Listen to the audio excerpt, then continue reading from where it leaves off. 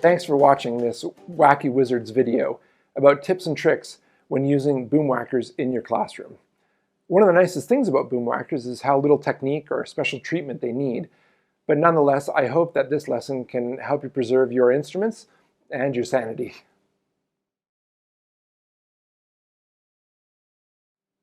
For many years, I made my living traveling to schools throughout Eastern Ontario and Western Quebec, doing rhythm workshops with drums and boomwhackers. Before any boomwhacker workshop, before the kids could even see or touch the instruments, I went over these 3 rules. Boomwhackers are to be struck only on the surface in front of you. Sometimes I would elaborate by saying that boomwhackers are not to be used to hit your own body, your classmate's body, or even your classmates' boomwhackers. They're to be played only on your desk, if you're sitting at a desk, or on the floor, if you're sitting at the floor. Boomwhackers are boomwhackers. They are not lightsabers, okay?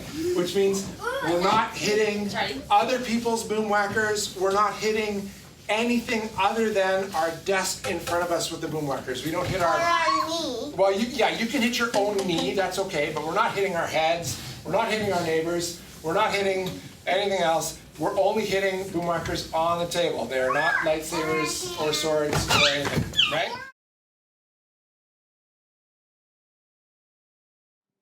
Boomwhackers don't touch your face. Pre-COVID, this was maybe a little harder to explain, but kids instinctively want to blow into, look into, sniff into, or otherwise bring boomwhackers up to their face. Boomwhackers never touch your face. So, we don't pretend that boomwhackers are trumpets and blow on them. Boo, boo, boo, boo. We don't pretend that boomwhackers are telescopes and look through them with our eyes. We don't stick them on our ears because boomwhackers don't touch our face. Why don't boomwhackers touch our face? Put up your hand if you can tell me why, my dear. It's because it can share germs. It can share germs, exactly. We don't want boomwhackers to touch our face and share germs. And can I tell you a sad story? One time, there was a little boy, he was in kindergarten, and he didn't listen to the rules. And he put the boomwhacker up on his eye like that, and the little boy next to him just wasn't really thinking, and he went pop, like that. And he hit the end of the boomwhacker, and so the boy that was holding it up to his eye, it went bam, and got him in the eye. And like a few seconds later, he had this like purple ring around his eyeball. He got a black eye. Yeah, so that was bad. That was kind of scary. Anyway. When the teachers say boomwhackers down, that means boomwhackers down. It means putting the boomwhackers down flat in front of you on your desk or on the floor and taking your hands off of them. It does not mean trying to keep your boomwhackers standing up like towers or stacking them in a big T. Boomwhackers down means boomwhackers down. Third and most important rule of all is that when Monsieur Leo says boomwhackers down, we put our boomwhackers down. Okay, now let me ask you this. Does this count as boomwhackers down? No.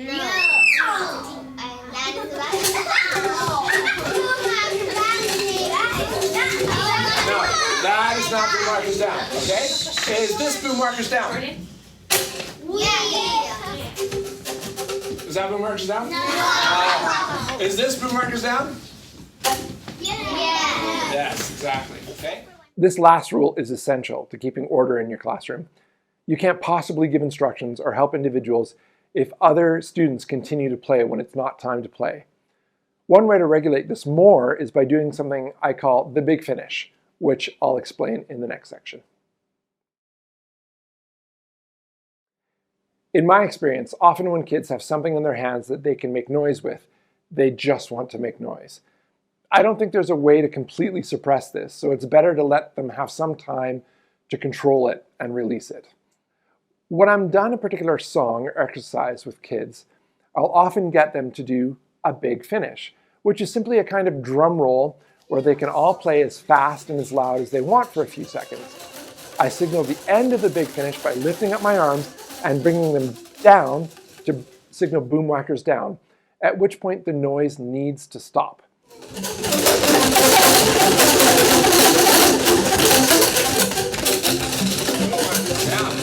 Wow. You can call it a big finish, a grand finale, a thunder roll, or anything you want.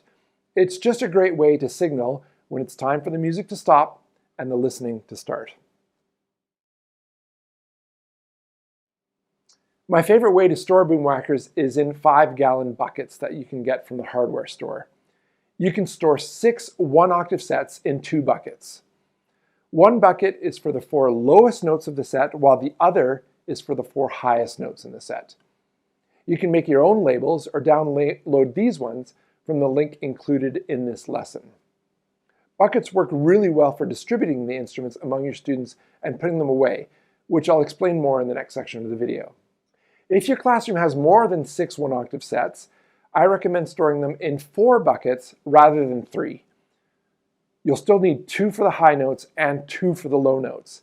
If you keep the distinction between the highs and the lows, it will make so many aspects of using the instruments and the Whacky Wizards program easier.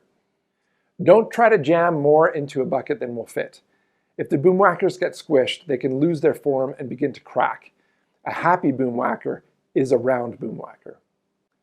You can also store them in large totes. This one will hold 10 one-octave sets with extra room for octave caps if you take the time to lay them in carefully. This is a great way to save space and to transport the instruments, but it is much less practical if you're using them several times a week. My favorite way to teach and play Boomwhackers is to have the kids sit in a semicircle on the floor, ideally around a carpeted area, where they can all see the projector or the smartboard. Unfortunately, this is not possible for everyone, in which case students can just use the instruments on the surface of their own desk or table space.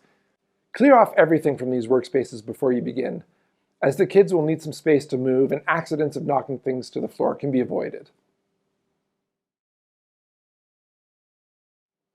When you're first starting out with using Boomwhackers, if the kids are really young, or if you're learning a new song, you might only assign 1 instrument per child. But I find that having both hands occupied with the Boomwhacker is most often the best way to go.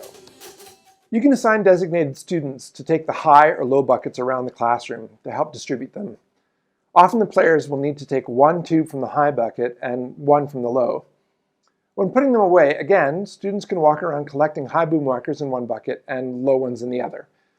If the person distributing or collecting uses 2 hands to tip the bucket towards the person taking one or putting it back, it helps the Boomwhackers to fit nicely.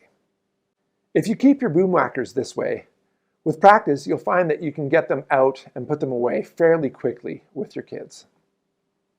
Sometimes, particularly when using the rhythm tutor, you'll want your students to just take 2 contrasting instruments, 1 high and 1 low, and the particular notes don't matter. In that case, they can just take 1 from each bucket. Other times, when they need to take specific notes, they're easier to pick out and find because they will soon learn which of the 4 colors are in the high bucket and which are in the low. You can also simply leave the buckets at the front of the classroom, and once you've assigned groups or given instructions, you can ask the students to come up and take the instruments they need from them. We'll talk more about designating groups in the next section. It depends quite a bit on your teaching style, your individual students, and the protocols of your school if you like the kids to get up and grab them or if you like to take them to where they're sitting. There are times when using the Boomwhackers where it won't really matter which notes the students choose. They like to have that freedom of choice. But other times, in order to make sure that certain pitches are represented equally, or when learning lessons about the relationship between pitches, or when trying certain songs or patterns, you'll need to designate groups. When specific pitches are required, most often you'll need to distribute the instruments between 3 groups. You can use the seating arrangements of the class or count the students off into groups. You'll probably find that when you first start, having the same instrument groups sitting together makes it easier for everyone. Kids can learn their parts as a group and take cues from each other. But when students have really achieved some mastery with a song or exercise, try blending the groups so that students are not sitting next to someone using the same pitches as them. This is much more challenging, but makes the music that they're creating sound more blended and unified. To make things interesting, and so that each student has the opportunity to try each pairing of instruments in a song, I highly recommend having kids switch instruments often. Maybe try a song 3 or 4 times and then have them switch. The first times you try this, it will be absolute chaos, but they'll get used to it with a little practice. This is my method for switching instruments. Regardless of how many groups you have, only one group moves. This is the key. Group 1 will take their instruments and trade them to Group 2. Group 2 does not stand up or move, but will trade the Boomwhackers that they just had to Group 1. Group 1 will now repeat the same process with Group 3, trading the instruments they just received from Group 2 for Group 3s. Then Group 1 will return to their own seats with the instruments from Group 3. This way, all 3 groups will have a new pair of Boomwhackers, and the lesson can continue.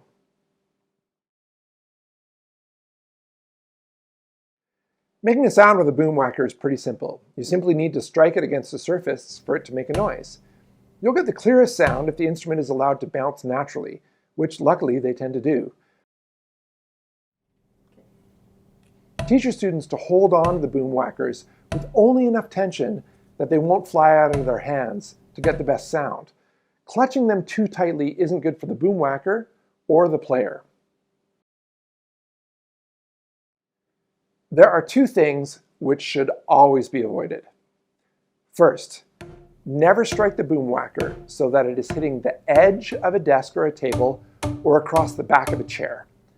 This will dent and crease the tubes, greatly affecting their sound quality and durability.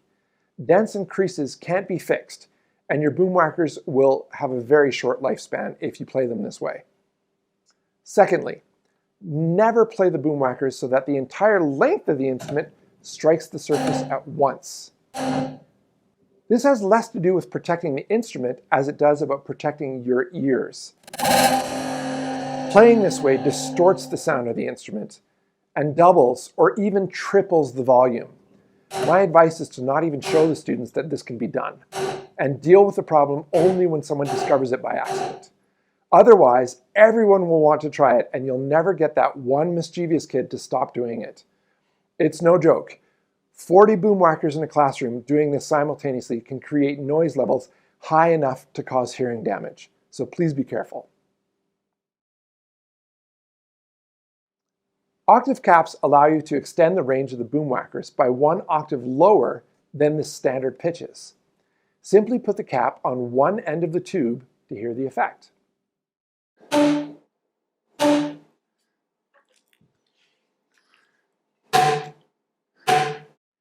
Care must be taken when putting on the caps so that the students don't jam or force them on, because this can crease and crack the ends of the instrument. Align them to the end of the instrument and then push them on with a gentle twist. Don't force them on or pound the tubes down onto them. Remove them in the same way by pulling them off with a gentle twist. When playing with the octave caps, don't hit the capped end against the floor or drop the instrument down onto the caps. In addition to the fact that the sound it makes is not particularly pleasant, it can also damage the caps and the boomwhackers. The octave caps work because of a very interesting principle of acoustics. For most kids, the official explanation is too complicated, but you may want to explain it like this. Normally, when the tube is struck, the sound wave produced can travel out both ends of the tube, creating a wave that corresponds to the length of the tube. When one end is capped, the sound wave tries to go out the capped end, but it is blocked, bouncing it back through the open end. This effectively doubles the length the sound has to travel, which doubles the wavelength. Anytime a sound wavelength is doubled, it drops down an octave. The same principle holds true between the short red C and the long red C in the standard set of boomwhackers. One is double the wavelength of the other.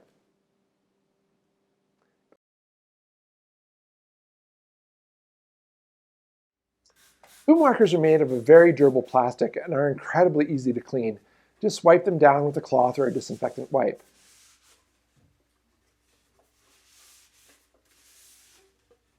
Or you can use the bucket to create a bleach solution, dip them in, and lay them out to dry. Another way to deal with germ sharing is to make sure that the students use hand sanitizer before and after using the instruments, and even between instrument switches if need be. Most students during COVID times have a bottle at their desks or reasonably close by. The biggest concern with Boomwhackers is keeping them round and dent or crease free. This might sound obvious, but don't let your students sit or stand on them or otherwise squish them in any way. If someone is hitting their Boomwhacker too hard, this can cause the ends to go flat as well. There's no need to hit them that hard, but if it does happen, take the Boomwhacker, gently roll and massage it between your hands and get it round again. If the instruments sound out of tune, being out of round is often the cause. However, a dented or folded instrument will never regain its original tone. Eventually, the ends of the Boomwhackers will start to crack and break. You can still continue to use them, but this is a sign that you should start saving up to replace them. If they're treated well, they should last several years with regular use. This summarizes the best practices that I've learned over 15 years of teaching Boomwhackers to thousands of kids at every age. But it's certainly not an exhaustive or complete list. I'm sure that you can adapt things to your own situation, and I would love to know what innovations you have found and tips and tricks that you could share. Please include them in the comments below this lesson. As always, thanks for watching. We'll see you soon. That wizard is holding Boomwhackers. Ah! Oh my goodness! I never noticed that before.